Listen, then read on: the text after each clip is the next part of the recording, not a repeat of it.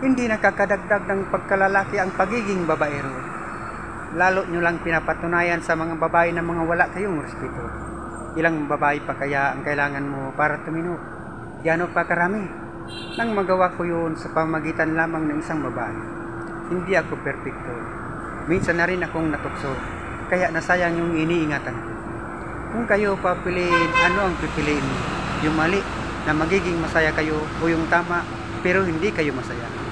Lagi nating tandaang mga lalaki kung paano ginawa ang mga babae.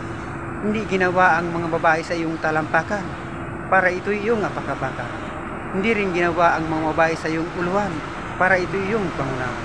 Kundi ginawa ang babae mula sa tadyang ng lalaki para maging iyong katuwang, kasangga, suporta, kasama sa hirap at ginawa.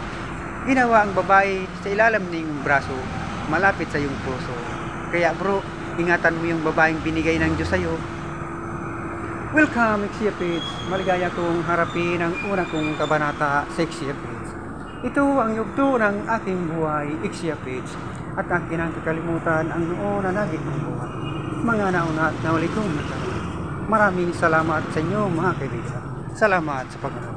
Salamat po sa manghang na panonood at pagtangkilik sa The Love Share Secret Love. Parang thank you.